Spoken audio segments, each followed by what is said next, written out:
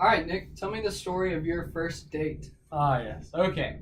So I had just turned 16, and as a 16-year-old boy, I was a bit squeamish with the ladies.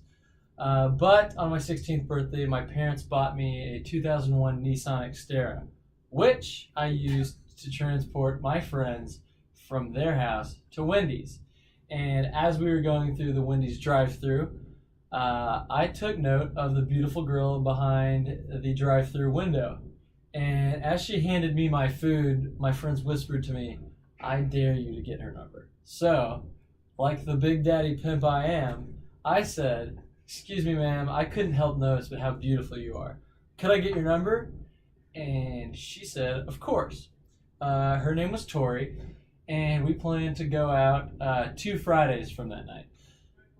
So in 2 Fridays, I pulled up to her house, and in my 2001 Nissan Xterra, I knocked on her door. Her dad answers the door, and I was a little bit nervous because she wasn't there. We sat in the living room downstairs for about 10 or 15 minutes while he grilled me, asked me all these questions to make me uncomfortable, let him know that I was taking out his daughter and that there were certain standards to be met. And eventually he said, "You passed the test, I'll go get Tori." He goes upstairs, and to my surprise, he's carrying her down the stairs because she has no legs. So, what was going through your mind when you saw this girl's dad carrying your future first date down the stairs? Excellent question. I thought, well, she was beautiful and sweet, but what have I gotten myself into? I don't know how I'm going to handle myself. Though it doesn't take away from her personality at all, I don't know any people without legs. So he sets her in her wheelchair, and we take her to my car.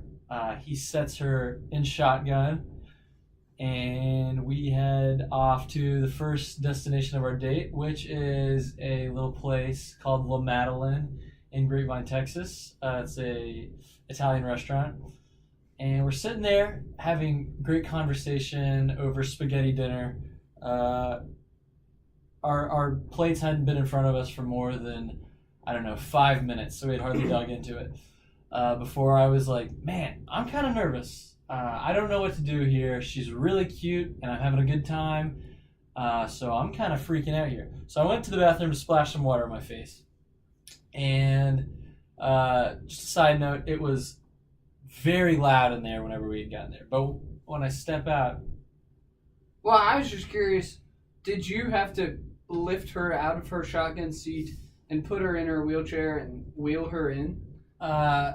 More or less, I opened the door for her, and I had the wheelchair ready for her, and she kind of... Scooped on out of there? Okay. She kind of has it down to a science. Okay. But, as I was saying, it's very loud in there. But when I step out of the bathroom, the restaurant is dead silent. And I thought, what in the world just happened? And I walk over to the table, and she had fallen out of her chair, pulled the tablecloth, and her spaghetti was all over her and all over her face.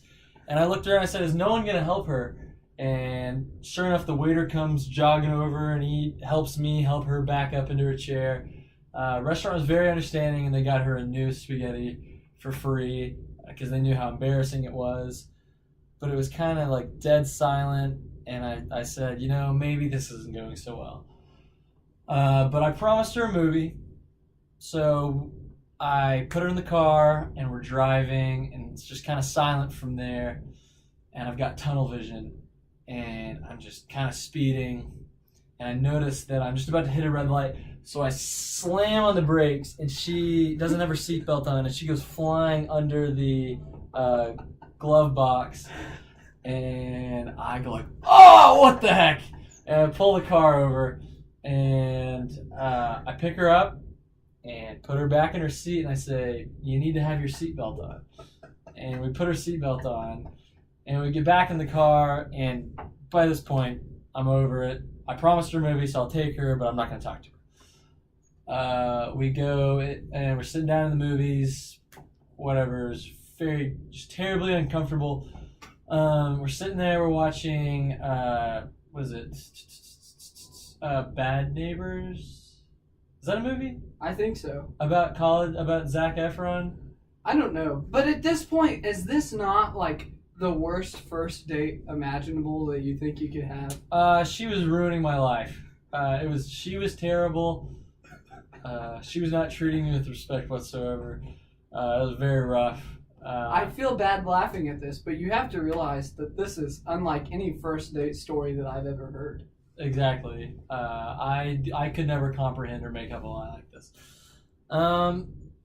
So you're at the movie. It's Yeah. uncomfortable. Yeah, whatever movie is Bad Neighbor. It's got Zac Efron in it. And it's a comedy movie. And I don't know why, but she gets comfortable enough to laugh audibly. I was not, even though I thought the stuff was funny, I couldn't bring myself to laugh because I was so uncomfortable. But she starts laughing and rocking in her seat. And next thing you know, she's rocking and she's laughing, and her seat just flips up. And she is like between the seat and the back of the chair, and she's like trying to get it. She's pulling, and she's just pulling my leg. She's pulling my leg, just like I'm doing to you right now. Fantastic. I have no words. Thank you, Nick. Thank you, It was a Jacob. great story. Yeah. Oh my gosh. Should we make time? We did. Yeah.